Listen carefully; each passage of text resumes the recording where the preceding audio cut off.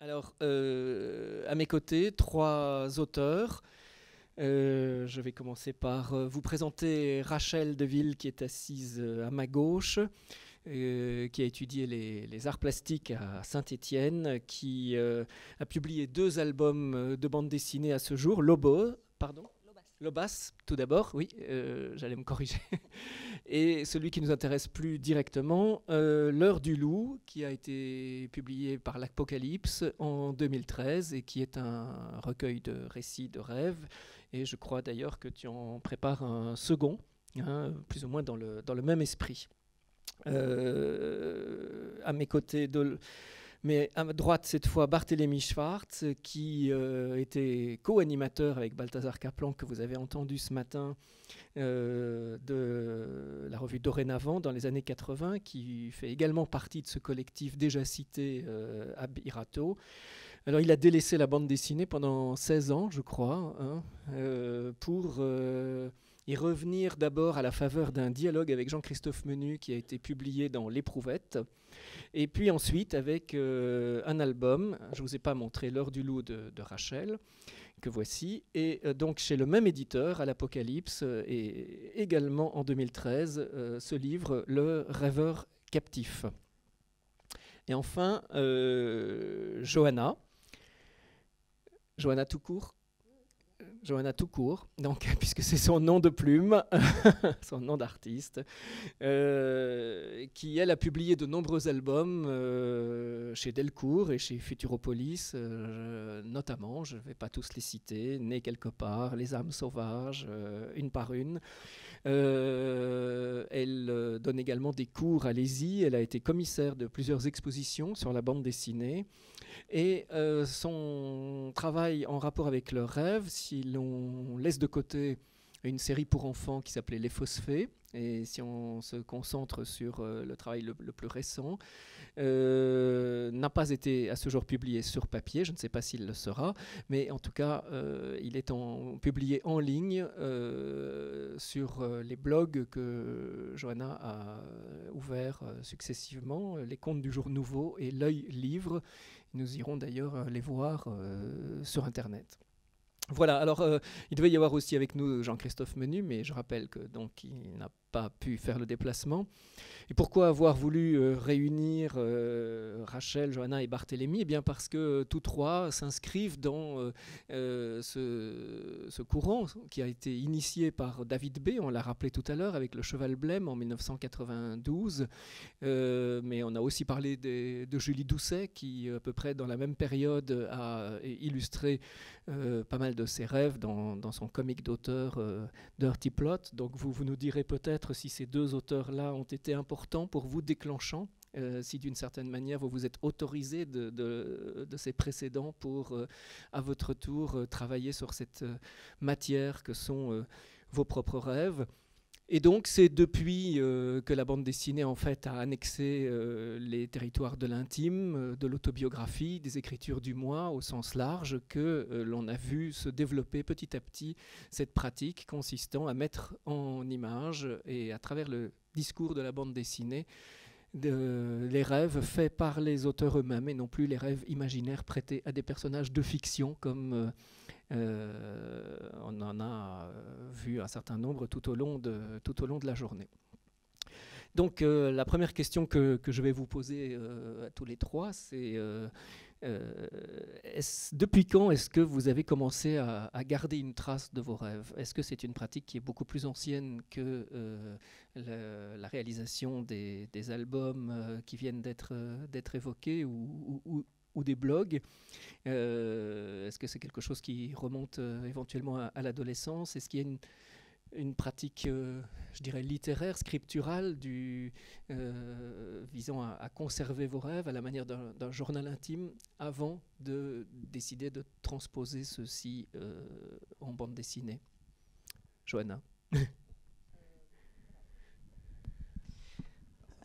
Oui, en fait, je pense que les premiers rêves dont je me souvenais, c'était ceux que j'avais eus vers 8 ans, donc des cauchemars assez marquants, qui ont d'ailleurs fait l'objet, parce que tu citais les Fausses-Fées, avant les Fausses-Fées, j'ai édité un certain nombre d'histoires courtes dans des fanzines, dont Le Lézard, Ogun et PLG, et qui étaient en fait des rêves que j'avais faits enfant, donc, dont je me souvenais déjà de cette période-là.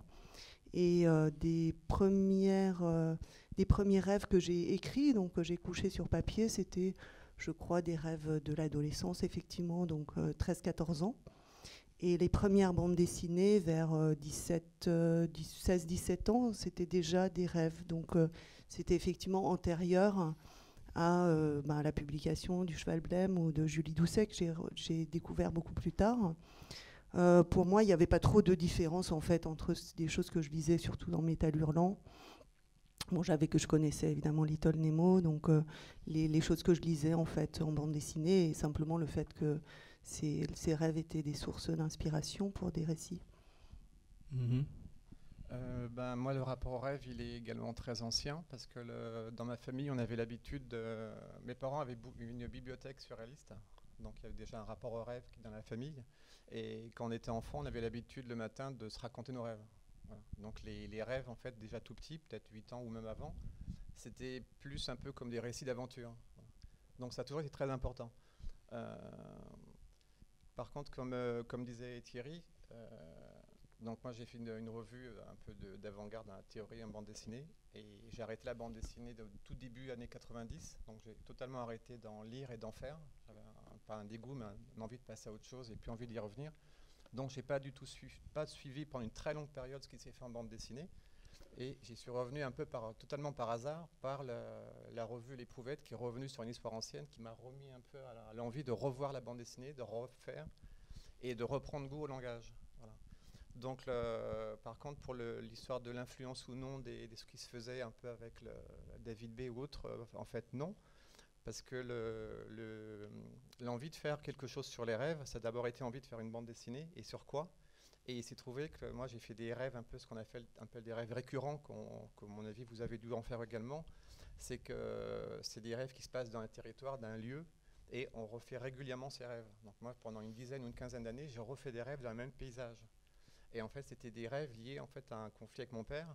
Et le jour où à un moment donné, il y a une rupture très violente avec mon père qui a fait s'arrêter immédiatement la récurrence des rêves. Voilà.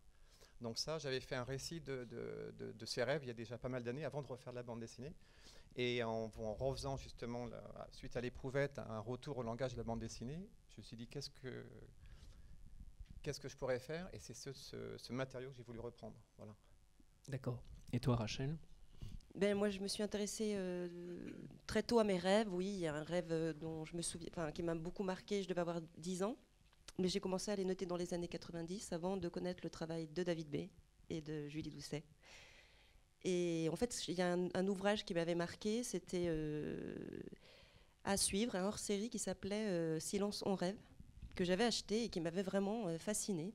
Dirigé par Moebius. Oui, oui, je me souviens, je l'ai toujours chez moi, et c'est surtout l'ouvrage qui m'a marqué en fait par la suite, peut-être qui m'a plutôt influencé pour essayer de faire de mettre en image mes rêves, parce qu'effectivement la bande dessinée ça permet vraiment de voyager dans le rêve et de faire voyager le lecteur avec soi. Et donc c'est surtout cet ouvrage, moi, plutôt que David B, que j'ai connu après en fait, voilà, qui m'a inspiré. Est-ce que vous pensez les uns et les autres que le récit de rêve relève d'une démarche autobiographique au sens large, ou est-ce que vous feriez une nette distinction? Est-ce que le récit de rêve serait un exercice à part, presque un genre en soi? Pour moi, il n'y a pas de différence entre le rêve et vie éveillée, c'est un tout. De toute façon, dans la vie, on a une partie vie éveillée, une partie de rêve. Donc, non, il n'y a aucune séparation en fait. Oui, j'ai un avis assez similaire en fait. C'est vrai que dans les quelques récits autobiographiques que j'ai faits, le rêve a une importance. Enfin, il fait partie du vécu. Pour moi, c'est encore plus profondément autobiographique, je pense, parce que c'est vraiment une partie de nous-mêmes qui est très très enfouie. Et le fait de travailler sur les rêves, en tout cas dans mon expérience, c'est vraiment, plus ça va, plus je vais creuser. Et il y a de plus en plus de choses qui sont pas forcément belles ou agréables, mais qui font vraiment partie de moi et dont j'ai envie de parler. Donc c'est sans aucun, disons, j'essaye d'enlever les masques de plus en plus, et pour moi c'est justement une autobiographie, enfin c'est un peu comme une mise à nu, quoi. Si je t'entends bien, il y aurait aussi une dimension un peu cathartique, c'est-à-dire que dessiner tes rêves, ça me mettrait à distance des choses qui te hantent. Oui, je pense. En tout cas, je sais que j'ai eu besoin de le faire à un moment donné. Si je me suis intéressée à ça, si j'ai commencé à travailler là-dessus, c'était un besoin, parce que je me réveillais avec des rêves vraiment qui étaient très très forts, et je me disais mais c'est pas possible, il faut en faire quelque chose. Je peux pas les laisser comme ça s'évanouir. Et ça a été un besoin à un moment donné d'en parler. Je sais pas vraiment si c'est cathartique. En tout cas, ça ouvre une porte, et même au niveau de la création, ça me permet au niveau du processus créatif, ça me permet de me libérer aussi. Et oui, je pense qu'il y a quelque chose de cet ordre-là quand même. Alors je vais citer une phrase que Hergé disait dans ses entretiens avec Numa Sadoul et que j'ai reprise dans le catalogue de l'exposition. Donc Hergé disait « Les rêves que l'on fait sont tellement vagues, tellement flous, qu'il est difficile de les dessiner. On sent que c'est à peu près cela, mais dès que l'on veut leur donner une forme, ils vous échappent. » Est-ce que c'est une difficulté à laquelle vous vous affrontez ?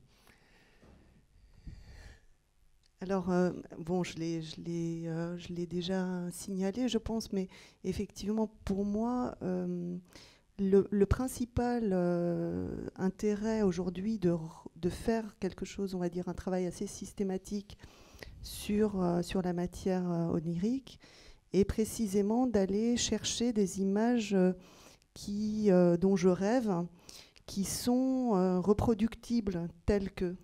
Alors, notamment en faisant donc voilà, cet exercice de façon un petit peu régulière et assez systématique maintenant, il m'arrive de plus en plus souvent de rêver de dessin.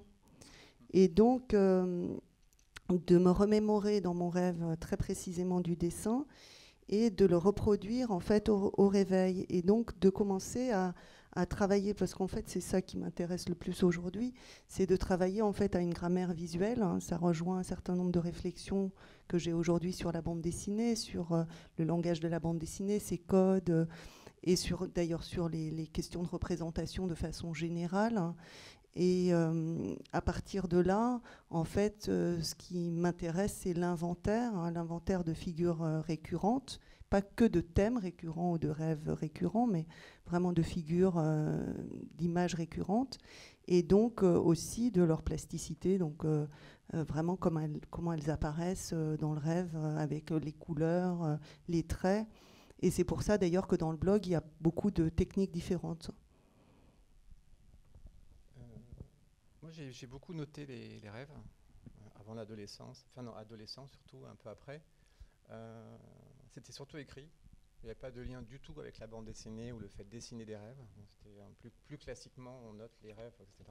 Sachant que plus on note des rêves le matin et plus les rêves s'allongent à mesure que les jours passent, on s'habitue. Il y a une sorte d'habitude de récit de rêve. Par contre, je me suis amusé à un moment donné à faire des recherches d'objets vus en rêve. Un peu à la manière d'ethnographes qui partaient dans le monde chercher des objets exotiques. Là, c'était le jeu, c'était plutôt d'aller ramener du rêve des objets vus en rêve. Voilà. J'en ai mis quelques-uns dans le rêveur captif. Par contre, le dessiner, est-ce que les rêves se prêtent à être dessinés, en fait, c'est la notation du rêve? En fait, je pense que c'est une question qui est compliquée parce que le rêve, en fait, le visuel du rêve, quand on rêve, c'est pas structuré, c'est pas rationalisé forcément. Typiquement, on sait bien que quand on voit une personne, en même temps que c'est un étranger, c'est le grand-père, c'est un enfant, la personne bouge tout le temps, la personnalité de la personne bouge tout le temps, le paysage change tout le temps. Un rêve classique, c'est que vous réveillez, enfin, vous rêvez en fait dans cette salle. Je suis en train de parler, vous êtes en train de m'écouter. À l'instant même où le rêve commence, vous êtes déjà ailleurs. Vous êtes déjà dans un boulevard à Paris, vous êtes déjà dans un avion. C'est plus moi qui parle, c'est votre sœur qui est à côté de vous. Entre-temps, vous êtes devenu une autre personne. C'est changeant perpétuellement. Voilà. Donc en fait, déjà la question c'est ça. Est-ce que le rêve, quand on vit le rêve, l'image qu'on en a quand on se réveille, en fait, c'est déjà une restructuration du rêve, une réécriture du rêve. Voilà. Donc la question, ça serait même plutôt dans quelle mesure on peut descendre en profondeur pour noter le rêve tel qu'on pense l'avoir vu en rêvant. Et à mon avis, c'est extrêmement chaotique. Voilà. Est-ce qu'il y a quelque chose qui reste, qui résiste, je veux dire? Est-ce qu'il y a un reste dans le rêve, une part qui ne serait pas objectivable par le dessin, par l'image? Le rêve, déjà, c'est des ambiances, c'est des émotions, c'est du mouvement. Je ne sais pas, c'est très complexe en fait. Je sais que dans le rêveur captif, je n'ai pas fait de récit de rêve, j'en ai fait très peu. Déjà parce que c'était un travail sur le rêve qui correspondait à des rêves faits de longues années avant. J'ai plutôt essayé de retrouver l'ambiance du rêve, ou plutôt l'ambiance du cauchemar. Donc c'est moins comment le rêve avait réellement été fait à l'époque qui m'intéressait, plutôt comment rendre l'ambiance du rêve ou l'ambiance du cauchemar. Voilà. Alors moi, quand j'avais commencé à travailler à partir de mes rêves, sur la fin des années 90, en bande dessinée, on va dire, où j'ai repris les textes que j'avais écrits, j'avais vraiment le désir de retranscrire cette ambiance et cet espace du rêve, cette ambiance. Et en fait, c'est tout à fait impossible. On ne peut pas retranscrire ça, quoi. Je me rendais compte que c'était vraiment impalpable, quelque chose. Donc en fait, j'ai travaillé après vraiment en m'inspirant surtout des espaces, parce que je trouve que dans les rêves, l'espace est très intéressant. La manière dont on va se déplacer dans un espace, dont l'espace va se déployer, ça m'intéresse énormément. Donc je me suis inspirée de structures, d'espaces, de lieux, et puis aussi des événements pour ensuite retranscrire le récit en fait. Je peux juste ajouter une toute petite chose. En fait, dans ces expériences multiples, moi, j'ai commencé aussi en fait à essayer de distinguer ce qui est de l'ordre effectivement d'impressions mouvantes. Il y a des choses qui me semblent les plus difficiles à retranscrire, c'est tout ce qui est de l'ordre auditif ou vraiment sensoriel, c'est-à-dire les sensations physiques. Mais à certains moments, et notamment quand on fait des rêves lucides, c'est-à-dire qu'on se réveille dans le rêve, on peut fixer des images. Donc il est possible d'arrêter à un moment donné ce côté chaotique. Et alors évidemment, on peut garder une mémoire peut-être imprécise, mais qui aura l'imprécision, on va dire, d'un croquis sur le réel. Il y a une traduction quand on fait un dessin, un croquis d'après un objet réel. On fait évidemment une interprétation en dessin. Donc il y a juste cette imprécision-là. Mais par contre, sur le détail, je pense quand même qu'on peut avoir des choses assez précises. David B. dit qu'il a constaté qu'il était plus facile de visualiser les personnages, alors que les décors, eux, devaient être presque complètement reconstitués, parce qu'on ne se souvient en fait que d'une ambiance assez indistincte. Vous seriez d'accord avec ça? Non. Non. Non, parce que justement, les décors, c'est vraiment... Enfin, pour moi, en tout cas, c'est ce qui me retient vraiment l'attention, quoi. C'est important aussi. De la même manière que les personnages seront importants, parfois, il y aura des détails qui vont être très, très marqués. Par exemple, je sais pas, j'ai un rêve où il y a deux grenouilles. Bon, il y en a une, elles sont de couleur rouge et verte. Leur peau est comme faite de velours. Enfin, c'est vraiment très détaillé, quoi. Il y a des détails comme ça, mais c'est pas forcément axé, en tout cas dans mon cas, sur les personnages. Ça peut être des objets ou même un espace. Par exemple, j'ai un rêve où j'arrive dans une pièce où il y a une grande structure de bois sur laquelle sont disposés les meubles de la pièce, en fait, de la maison. Et pour moi, c'était vraiment une image très, disons, assez claire, en fait, parce que c'était aussi une structure comme ça, et c'était étonnant, quoi. C'était comme une sorte de, je sais pas, je trouve plus le mot. J'ai le mot en espagnol. Les lits comme ça qui sont sur des pieds, là, comment ça s'appelle déjà, avec une échelle et superposé. Voilà, une sorte de voilà, tout est superposé, tout est fragile, tout est voilà. Et c'est un élément que je trouvais très intéressant en fait. En tout cas au niveau scénographique et voilà. Tu parles de la couleur des grenouilles, mais ton livre est en noir et blanc. Et en fait, il n'y a que Johanna qui ait travaillé en couleur, et c'est relativement rare d'ailleurs. Si on prend en compte tout le corpus des récits de rêve, c'est presque toujours en noir et blanc. Alors, est-ce que c'est simplement des questions d'opportunité ou de contraintes éditoriales, ou est-ce que ça veut dire que certains d'entre vous rêvent en noir et blanc et d'autres en couleur? En fait, pour moi, quand il y a du noir et blanc, sur certaines bandes, en fait, il n'y a que du noir et blanc, et à certains moments, il y a du passage du noir et blanc à la couleur. Pour moi, le noir et blanc, en fait, c'est quand la teneur de l'image ou le souvenir que j'en ai est, on va dire, d'ordre descriptif. C'est l'idée d'une scène. Il y a des moments où, en fait, on peut passer effectivement d'une idée à tout d'un coup un détail qui est très très clair, et puis on repasse après à une idée. C'est pareil pour soi aussi. Parfois, on rêve, on est soit dans le rêve, ou on se voit dans le rêve, ou on est l'idée de qu'on est là, mais en fait, c'est pas vraiment soi. Donc, il y a toujours des niveaux en fait de présence et de précision qui sont différents. Et donc, mon souhait, justement, c'est d'essayer de créer un espèce de vocabulaire qui permettrait donc de rendre compte de ces glissements. De toute façon, on rêve en couleur, la preuve, les grenouilles de Rachel. Même si on ne se rappelle pas très bien si on rêve en couleur ou en noir et blanc, c'est toujours la même question. Pourquoi un album plutôt en noir et blanc qu'en couleur, à part le fait de la veille économique, hein. Moi, je suis extrêmement sensible aux couleurs. Par contre, je manie pas très bien les couleurs. C'est très simple. Je m'intéresse plutôt aux formes, au texte. Mais les couleurs, j'ai une difficulté avec les couleurs. Donc, je ne vais pas me lancer d'un truc en couleur. Même si j'aime énormément les couleurs. Voilà. Moi, j'aime bien le noir et blanc parce que je trouve que c'est plus synthétique. Je ne sais pas, c'est peut-être... J'aime le noir et blanc. j'aime aussi faire des choses en couleur, mais en bande dessinée, en tout cas, ce serait très très long si je voulais faire un travail en couleur. Pour l'instant, non. Est-ce que la bande dessinée vous apparaît comme un médium qui convient particulièrement à la retranscription de ce matériau particulier qu'est le rêve ? Je pense au fait que pour un dessinateur, il n'y a peut-être pas de frontière étanche déjà a priori entre le réel et l'irréel, et d'autre part au fait que la bande dessinée est un langage discontinu avec des blancs entre les moments qui constituent son discours, ce qui correspond au côté un peu mutant du rêve dont vous parliez tout à l'heure. Précisément, en fait, ce qu'on évoquait tout à l'heure, et puis même ce matin,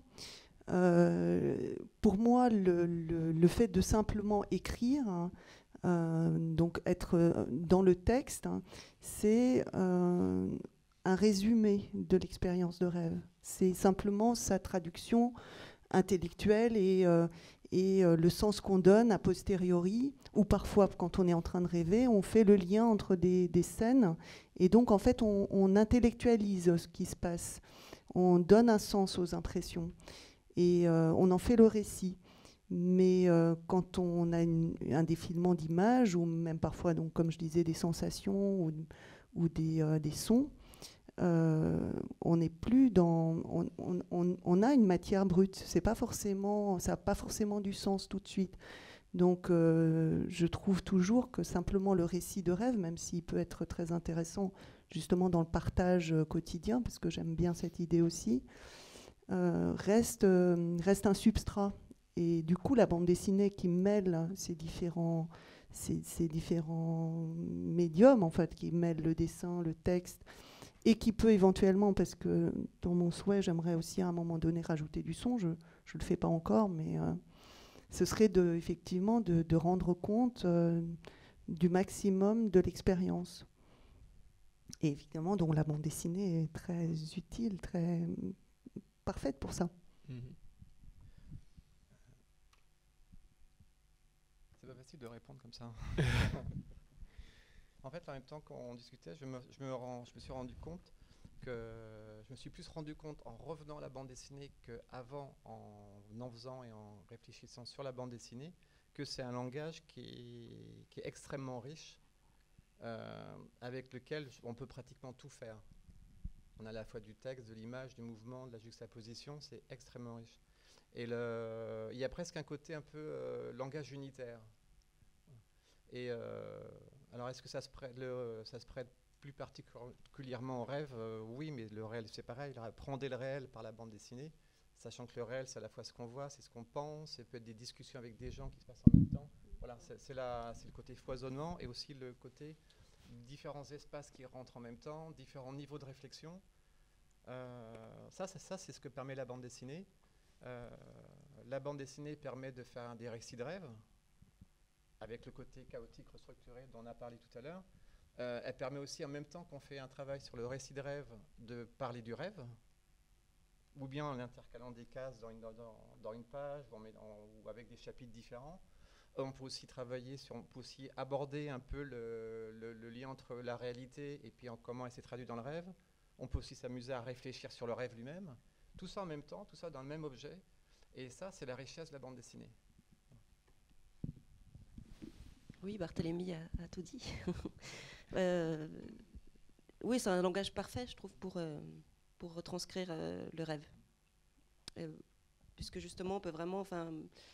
Moi, l'idée, c'est toujours de créer une déambulation, de faire aussi bien de raconter une histoire et en même temps de déambuler. Et je trouve que la bande dessinée permet vraiment de faire ça, aussi bien entre le texte, l'image. Enfin, il y a tout un tas de possibles, quoi. C'est inépuisable, je trouve. Donc, comme le rêve, c'est un langage parfait. Et dans le choix des rêves que vous avez choisi d'illustrer, puisqu'évidemment vous n'avez pas mis en image tous les rêves que vous avez pu faire ou dont vous avez conservé le souvenir, qu'est-ce qui entre en compte? Est-ce que c'est le fait que ce sont des rêves qui font image, qui ont suscité ou laissé des images, des empreintes visuelles fortes? Est-ce que entre aussi en ligne de compte la question éventuelle d'une forme d'autocensure, dans la mesure où certains rêves peuvent toucher à des choses trop intimes, non partageables? Comment se fait le tri, le choix? Rachel. Il y en a de moins en moins, en fait. Plus ça va, là je fais mon deuxième livre sur les rêves, hein, et plus ça va, plus j'ai l'impression de me libérer de tout un tas de choses, en fait. C'est vraiment, il y a, par exemple, certains récits que j'aurais jamais retranscrits en bande dessinée il y a quelques années. Maintenant, je me dis, allez, fais-le. C'est vraiment comme une porte ouverte. Et effectivement, par contre, c'est dur.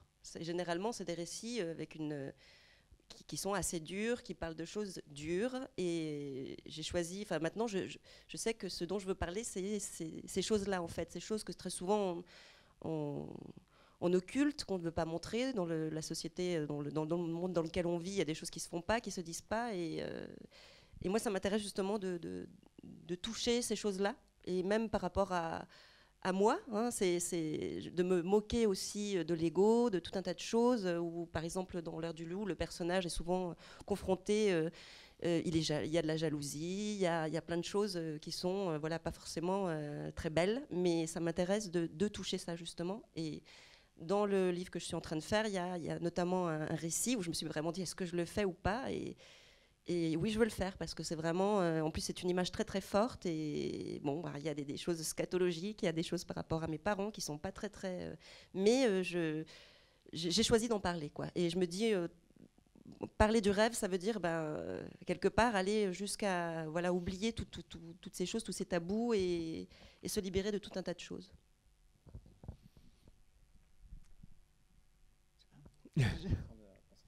Ah, d'accord. Donc, moi, je fais une censure dans le blog. J'opère une censure à 2 niveaux. Le premier niveau, c'est sur les gens que je connais, qui seraient nommément cités. Je trouve ça compliqué. C'est compliqué quand on fait des récits autobiographiques. J'ai fait 2 livres autobiographiques, 2 albums de bande dessinée, qui ont eu des conséquences dans ma vie personnelle. Je ne suis pas fan spécialement de alourdir ma vie de ce côté-là. Et donc je fais quand même une censure à ce niveau-là, surtout que la distance qui peut être prise par quelqu'un qui rêve ces choses-là, elle se fait naturellement. Moi, je me distancie quand je rêve, je sais pas, de choses affreuses sur mes parents ou sur des proches.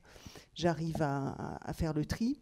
Mais en revanche, une fois que c'est un objet de bande dessinée, ça peut être perçu par celui qui est représenté comme un message qui lui est adressé. Pas forcément évident de dire à la personne concernée, essaye de prendre de la distance, tu vois, c'est qu'un rêve. Non, on pose quand même quelque chose, on pose un acte, on met cet objet-là à la connaissance des gens, donc c'est quand même une responsabilité.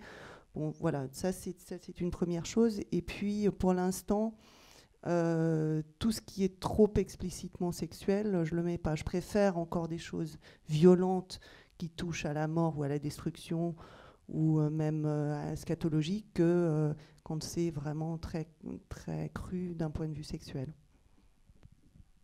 Moi, ça fait assez longtemps que j'ai pas fait de récit de rêve ou de dessin de rêve. Donc, c'était plutôt un travail sur un moment. Pardon, sur un moment.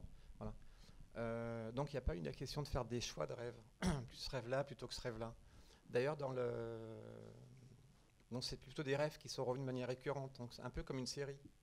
En fait, le scénario de la série est très simple. Il y a l'appartement familial qui, dans les rêves, se traduit par un lieu de cauchemardant.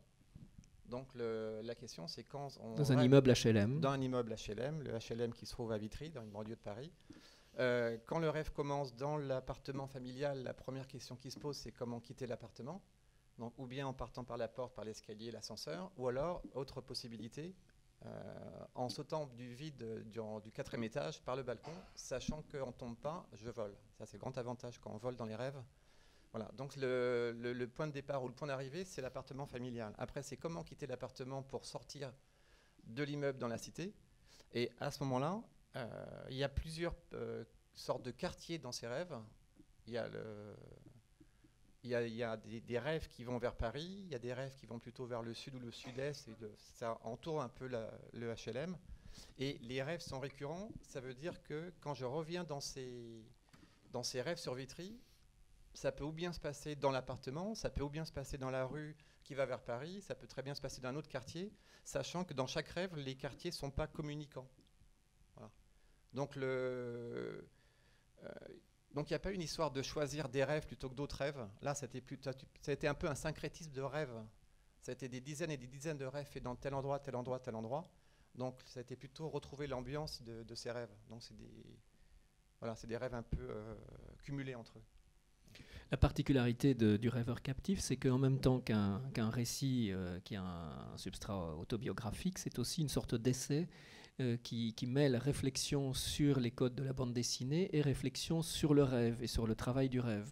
Et on voit très bien en te lisant que tu as fait des recherches sur le rêve, puisque tu cites un certain nombre de lectures, de textes, comme Mes rêves d'Adorno, Le cauchemar d'Ernest Jones, ou encore un livre dont j'avais jamais entendu parler, de Charlotte Bérat, je ne sais pas si on dit Bérat ou Bérat, Bérat, Rêver sous le Troisième Reich, qui est une compilation de 300 rêves qu'elle avait recueillis dans les années 30 pour interroger la domination des esprits. Ça, c'est extraordinaire. En fait, c'est une psychanalyste allemande qui a vu la montée d'Hitler au pouvoir et puis le régime hitlérien. Elle a commencé à faire des cauchemars, c'est-à-dire que dès l'arrivée d'Hitler, un peu après l'arrivée d'Hitler, elle a commencé à faire des cauchemars où c'est des SS qui la pourchassent, des bandes de SS qui la pourchassent pour la scalper, la violer, la torturer, voire l'assassiner. Elle a fait plusieurs fois ses rêves, donc c'était des sortes de rêves récurrents. Et elle s'est demandé si elle était la seule à faire ses rêves ou si c'était partagé par d'autres personnes. Donc elle a commencé à consulter les gens de son milieu, donc un milieu psychanalyste quand même privilégié, les amis des amis, et puis elle s'est rendue compte qu'il y avait beaucoup de gens qui faisaient ses rêves en Allemagne, du moins dans son entourage élargi. Elle s'est rendue compte également que les rêves que ces gens faisaient, ils étaient un peu en décalage par rapport à ce qui allait se passer, un peu comme s'ils avaient des visions du futur. Et après la guerre, elle a fait un recueil de tous ses rêves qu'elle a publié, donc je ne me souviens plus là de tête le titre du livre, et elle a noté que c'est là où on voit qu'il y a un lien entre le rêve et la réalité. C'est-à-dire que dans la réalité, on voit des choses, on a le rapport conscient au réel, en même temps il y a des choses qui se passent qu'on ne perçoit pas forcément. Typiquement, il peut y avoir ou bien une blessure ou quelque chose qu'on voit qui nous a touchés, mais on ne l'a pas perçu. C'est passé, c'est rentré, et ça ressort par le rêve. Ça peut ressortir de manière anodine ou bienveillante par le rêve, ou ça peut se passer de manière très très violente via le cauchemar. Voilà. Et ces gens-là, en fait, qui rêvaient des cauchemars sous Hitler, ils vivaient des situations qui allaient se passer concrètement, genre 2 ans ou 3 ans après. Mais ce n'est pas qu'ils voyaient le futur, c'est qu'ils voyaient déjà des signes qu'ils avaient après interprétés sans s'en rendre compte, projetés, qui pouvaient paraître comme du futur. Voilà. Et je trouve que c'est un livre qui est extraordinaire. Et d'ailleurs, ce livre, il pose la question à l'envers. Là, c'est un environnement réel qui est mortifère. Donc le mortifère, il rentre dans les gens, il ressort après sous forme de cauchemar, il a vraiment une domination. Et la question, c'est si on passait d'un monde qui, lui, serait utopique, une révolution ou autre, quelle sorte de rêve on ferait? Voilà, ça m'intéresse beaucoup. Et j'aimerais bien rencontrer des gens qui ont fait mai 68, ou peut-être des gens un peu plus anciens, mais là, c'est un peu plus difficile, qui ont fait la guerre d'Espagne, par exemple, pour savoir s'ils avaient rêvé pendant la Révolution et quel type de rêve ils faisaient. Voilà. Et ce livre, il m'a intéressé parce que c'était aussi, évidemment, le sujet a strictement, absolument rien à voir, mais toute proportion gardée, c'était un peu le sujet du livre, en fait, parce que c'est un rapport père-fils ou fils-père. Voilà. Donc là, c'est pareil, c'est un environnement familial qui est, vraiment, encore une fois, toute proportion gardée, parce que c'est d'un classicisme absolu d'avoir des conflits avec son père ou sa mère. Donc c'était l'environnement familial qui rentre, qui se transforme en situation de rêve ou de cauchemar. Voilà. Et donc le livre s'intitule... Et qui s'arrête effectivement quand on fait une rupture. Et juste une petite note, c'est que Charlotte Bérard, elle a également remarqué que les gens qui faisaient passer rêves mortifères en Allemagne dans sa connaissance, c'était des gens, et ils étaient très peu, vu que c'était en plein, justement à Berlin ou en Allemagne, c'est que c'est des gens qui avaient fait des actes de résistance, eux, ils n'avaient pas ce genre de rêve. Voilà. Alors, elle n'approfondit pas, mais elle note ça, et je pense que c'est très important. Le livre s'intitule donc « Rêver sous le Troisième Reich ». Johanna, tu voulais réagir là-dessus? Je voulais réagir parce que ça m'a rappelé quelque chose que j'aimerais faire un jour, mais pour l'instant, je n'ai pas pu le faire encore. J'ai eu connaissance d'une revue d'ethno qui parlait d'un temple taoïste en Chine continentale qui est spécifiquement dédié aux rêves. Et l'idée qui est attachée à ça, et c'est pour ça que ça me fait... Enfin, j'avais connaissance aussi de ce livre « Rêver sous le Troisième Reich ». Mais là, du coup, c'est plutôt la version, on va dire, plus prophétique et on va dire, salvatrice. C'est que l'idée qui est attachée, c'est que l'on rêve différemment selon les lieux où l'on est, et qu'il y a des lieux donc propices, mais donc là, c'est plus lié donc à cette pensée aussi très taoïste d'une importance en fait tellurique ou du feng shui, c'est-à-dire l'orientation de certains lieux ou de certains bâtiments qui permettent donc d'être dans une situation propice au rêve. Et dans ce temple, il y a également des personnes qui sont là pour l'interprétation, donc qui ont ce rôle spécifique d'interpréter donc les rêves qui sont faits à ce moment-là. Donc les gens viennent en procession et vont donc dormir dans des grandes salles communes, tous ensemble, pour y rêver. Dans ton cas, on peut dire qu'une circonstance propice au rêve, c'est souvent le voyage. Voilà, exactement. Tout à fait. Tu peux développer un petit peu ça? Oui, c'était l'idée. Alors, tout au début, vous avez vu un rêve qui s'appelle le rêve blanc, qui est exposé aussi dans l'expo nocturne. Et ça, précisément, ça c'est un rêve récurrent que je faisais enfant, qui ressemble un peu au rêve de Barthélemy aussi, où je pars en fait, et puis je me mets à voler, et puis bon, c'est certains paysages qui sont revenus tout le temps, et il fallait partir dans le nord, et donc quand je suis partie donc dans le Grand Nord du Québec, qui était aussi un souhait de longue date, précisément quelque part pour faire suite, c'est-à-dire pour me mettre en mouvement dans cette fantaisie de rêve récurrent vers le nord. J'ai souhaité compiler mes rêves pendant ce voyage-là et voir justement quel genre de rêve pouvait émerger de ce voyage dans la partie la plus froide de notre planète. Enfin, l'une en tout cas, parce que c'était plutôt vers le nord que vers le sud. Mais tu t'intéresses aussi, par ailleurs, à la place que le rêve tient dans les usages et les croyances d'un certain nombre de peuples qu'on a coutume d'appeler peuples premiers, et au contact desquels tu as choisi d'aller, notamment via ton intérêt pour le chamanisme aussi. Donc, oui, tout à fait. Mais en fait, je pense que la racine de tout ça, c'est...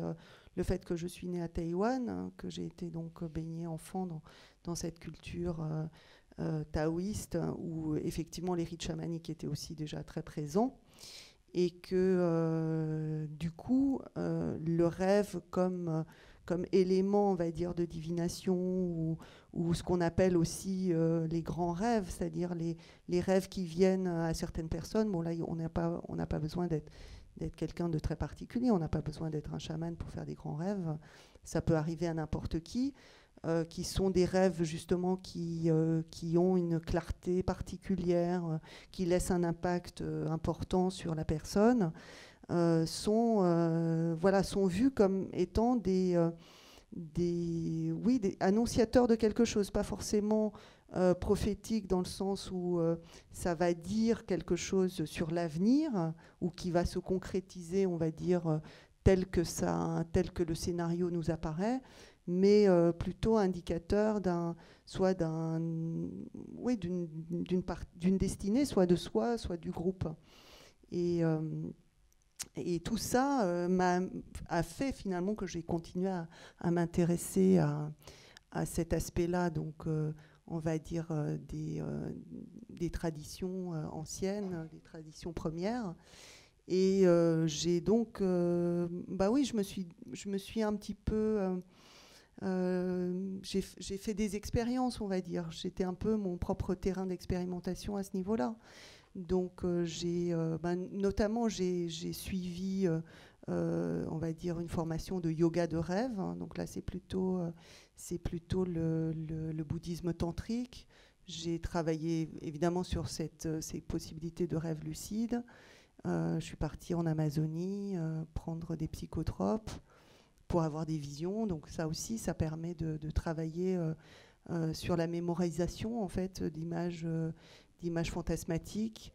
Et puis après, évidemment, avec l'outil du dessin, essayer de traduire ça en images et de les fixer. Et par ailleurs, tu revendiques une filiation avec la psychanalyse jungienne, je crois. On sait que Jung s'obligeait à dessiner ses rêves tous les matins et il demandait à ses patients d'en faire autant. Et ça, c'est quelque chose à quoi tu t'es intéressée? Alors, je m'y suis intéressée, surtout à travers le livre rouge, en fait, de Jung, et cette compilation qu'il a fait, justement, de ses propres rêves, en travaillant sur un certain nombre de personnages qui émergeaient donc de cette matière. Et la filiation, c'est plutôt dans le geste, c'est-à-dire l'idée d'essayer pour le moment, je pense que c'est encore assez balbutiant, hein, ce que j'ai fait sur le blog, c'est pas du tout encore au niveau de là où j'aimerais l'amener. Mais l'idée de faire un espèce d'inventaire assez systématique de figures émergentes pour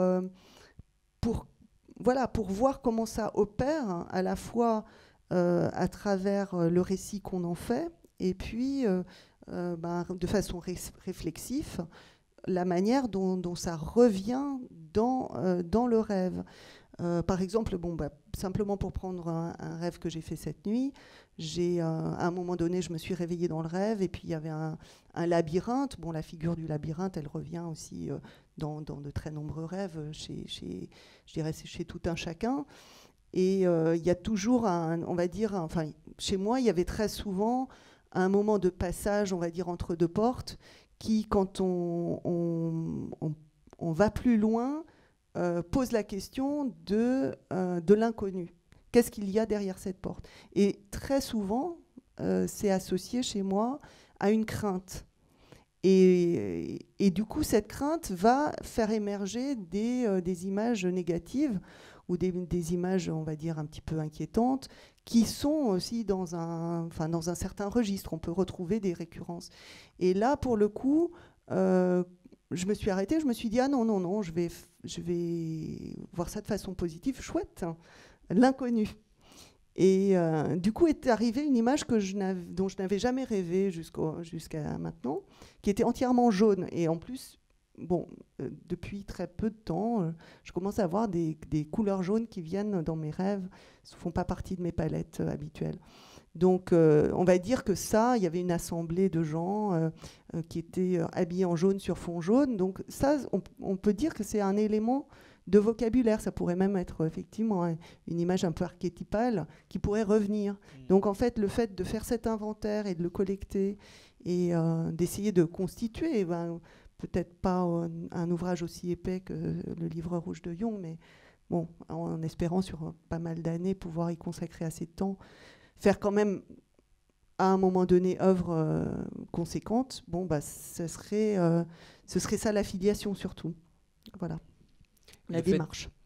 Et le fait d'avoir, ces dernières années, donc développé toute cette pratique en ligne plutôt que d'emblée sous la forme d'un projet éditorial, c'est parce que justement c'est quelque chose qui est en devenir et que tu considères encore comme au stade expérimental d'une certaine manière.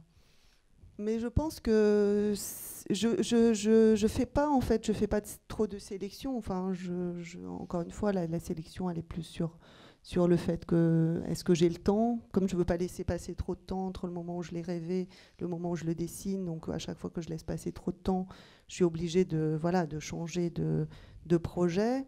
Donc ça opère une sélection, un peu les censures que j'ai énumérées tout à l'heure, mais qui ne sont pas forcément destinées à rester comme ça éternellement.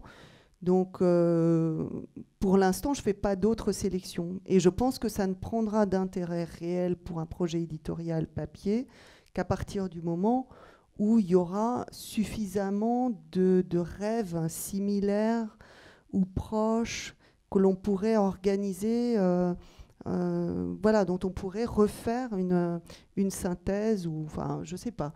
Pour l'instant, je veux pas me fixer dans un format. Et c'est pour ça que j'ai préféré le blog. Après, il y a juste, mais ça c'est un petit peu anecdotique, il y a une toute petite édition qui a été faite de cartes postales, qui est un premier, on va dire, une première sélection, qui est là, qui a été édité par un éditeur bordelais. C'est la galerie Nacaneuil. Et là, du coup, j'ai choisi un certain nombre d'images qui me semblaient être importantes, mais qui sont donc des vignettes extraites des séries, enfin des récits, et qui constituent en fait un nouveau récit si on les met toutes côte à côte, et où on voit émerger déjà certaines choses. Donc en fait, dans le temps, peut-être je commencerai simplement à faire des petites compilations comme ça, qui rendraient compte d'une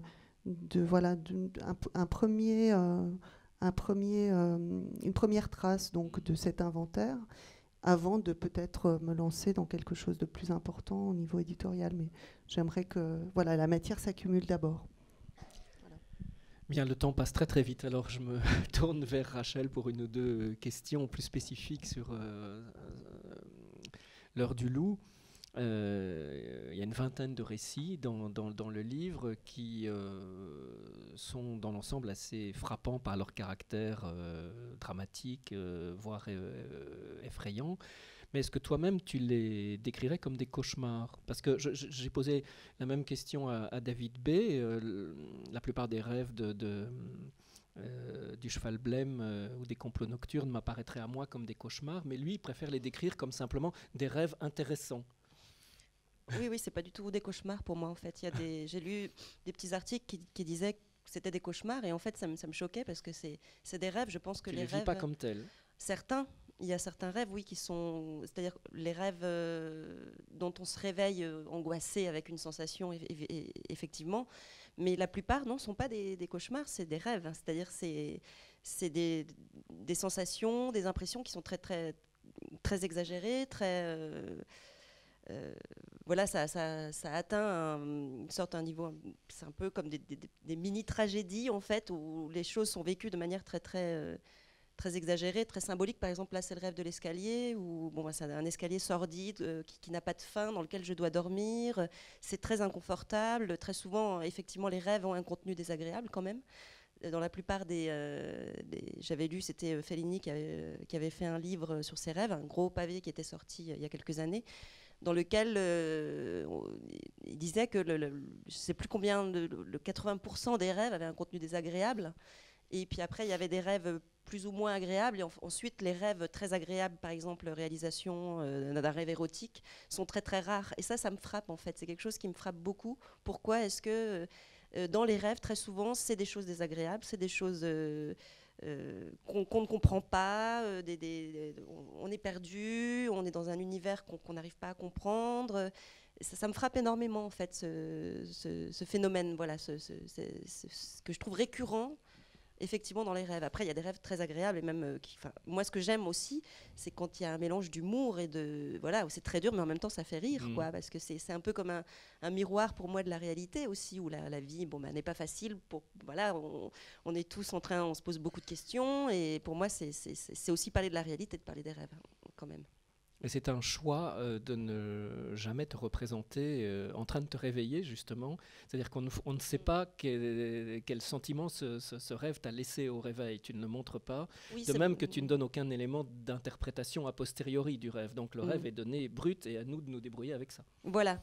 Et en fait, c'est quelque chose qui m'a assez plu. Des gens qui ont lu le livre m'ont dit oui, on arrive quand même à suivre parce qu'il y a des personnages qui reviennent. Il y a ta sœur jumelle. Voilà, mais beaucoup de personnages de la famille, parce que la famille m'intéresse beaucoup. C'est un thème qui m'intéresse quand même pas mal. Et donc des gens qui arrivaient à faire une sorte de lecture comme ça, un peu autobiographique finalement, à reconstituer des pièces du puzzle de la vie réelle. Et moi, ce qui m'intéresse, oui, c'est de rester que de ce côté-là, en fait, effectivement. Pour moi, c'est vraiment comme, je sais pas, comme une petite scène de théâtre où la vie se rejoue et de manière déformée. Et ça m'intéresse, en fait, justement, cette manière de rejouer les choses de la vie, mais avec tout ce mystère, tout ce côté absurde, et voilà, en mettant en exergue plein de choses qu'on ressent, tout ça. Voilà.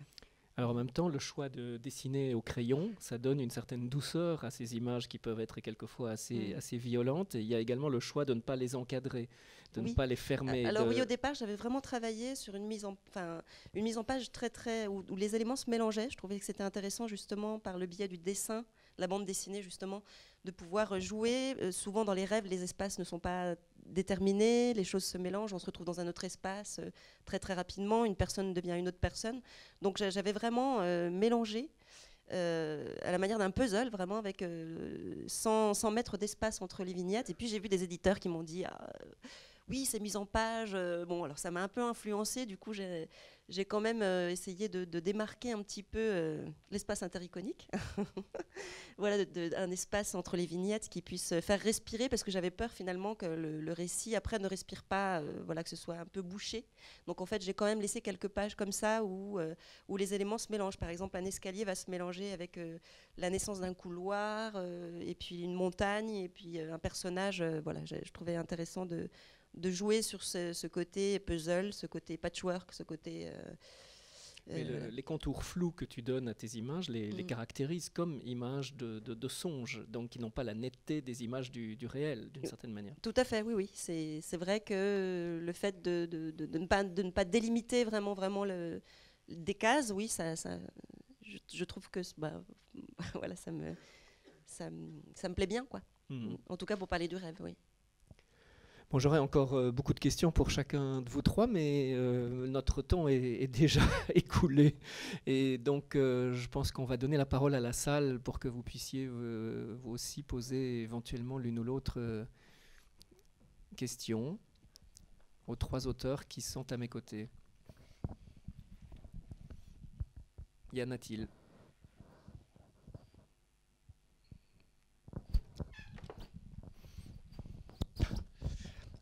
C'est une question qui s'adresse aux trois, mais qui vise plus particulièrement une chose qu'a dite Barthélemy Schwartz. C'est-à-dire qu'on n'a pas de rapport immédiat au matériau des rêves. C'est forcément quelque chose qui est reconstitué, qui est réécrit, qui est re-raconté. Il y a quelque chose qui, sur ce point précis, semble varier dans vos trois expériences et qui relèverait, David B. en parle aussi, d'une sorte de capacité à se former à ça, à s'éduquer à ça. C'est-à-dire que ça se travaille, le récit de rêve. Est-ce que vous avez le sentiment qu'à partir du moment où on commence à s'intéresser aux matériaux de ses propres rêves, on ne se contente pas de devenir de plus en plus expérimenté dans la capacité à les retenir ou à les raconter, mais qu'on les modifie? Est-ce qu'on casse pas le matériau lui-même? Est-ce qu'il n'y a pas une forme, je vais le dire de façon volontairement brutale, est-ce qu'il n'y a pas une forme d'inauthenticité qui pousse au bout d'un moment à ce qu'on se provoque des rêves particulièrement propres à être racontés? Moi, quand j'étais plus jeune, quand j'étais enfant en fait, je voulais je voulais influencer les rêves. Alors par exemple, avant de m'endormir, je pensais à un objet précis et puis je voulais absolument le voir en rêve. Et j'ai fait ça plein de fois. Et j'ai jamais une seule fois réussi à faire bouger d'un chouïa le rêve. Je pense que ça dépend des expériences de chacun et des gens de la salle aussi. Je ne sais pas si on peut bouger les rêves en fait. Parce que typiquement on est dans l'inconscient également. Je ne sais pas. Je pense pas, mais bon.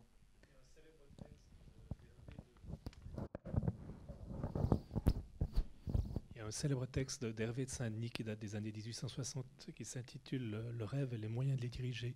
Hervé de Saint-Denis a travaillé activement en effet en dessinant lui aussi ses rêves à les domestiquer, c'est-à-dire à les orienter pour constituer tout un répertoire qui ensuite a considérablement marqué d'ailleurs des générations d'artistes à partir dans le dernier tiers du 19e. Par contre, tout dépend. Non, en fait, il y a une émission, je crois, sur Arte, il n'y a pas très longtemps, qui portait sur le rêve lucide. Et d'ailleurs aussi d'expérimentation de gens qui suivent, on va dire des neurologues qui suivent un peu ce processus. C'est possible, c'est pas forcément facile, mais c'est possible.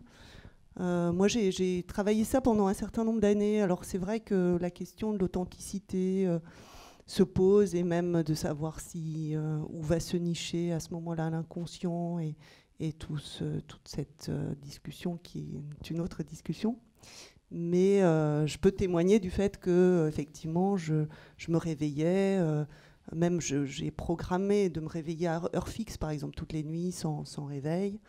Et donc en fait c'est des sensations.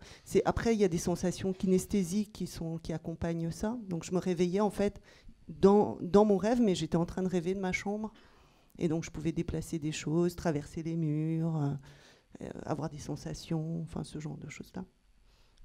Moi, personnellement, je vois pas l'intérêt de contrôler ses rêves. Ce qui m'intéresse dans les rêves, c'est que justement, on contrôle pas, quoi. Et c'est quelque chose qui est complètement libre et qui est, à la limite, ça fait partie de nous, mais c'est quelque chose qu'on n'arrive pas à... Comment dire, on peut pas l'analyser, ça se fait tout seul, et c'est ça que j'aime dans le rêve, justement. Après, dans le travail, effectivement, ce qui est intéressant, justement, tous les trois, on a des boulots très, très différents, et on parle tous les trois de nos rêves, et c'est des univers complètement différents. Et je pense qu'effectivement, après, il y a forcément une part de réinterprétation à partir du moment où on les écrit le matin, parce que déjà, le fait même de prendre un stylo, moi, ça fait des années qu'on le fait tous les trois, je pense, on est habitués. Mais il y a toujours, je pense, qu'on le veuille ou non, même dans moi, ce qui m'intéresse aussi, c'est dans le fait de les retranscrire en bande dessinée. Déjà, il y a le fait de les retranscrire par le biais de la parole, en les écrivant, ensuite en faisant des schémas, ensuite en les faisant en bande dessinée. Il y a toujours un travail de réinterprétation, et je trouve que c'est intéressant aussi. Et ce qui m'intéresse, c'est que cette réinterprétation se fait aussi toute seule, très souvent. Il y a des éléments qui viennent, s'imbriquer et qui font que ça fait un matériau très très riche en fait. Voilà. Une ultime question, éventuellement? Non? Et dans ce cas, merci à tous les trois.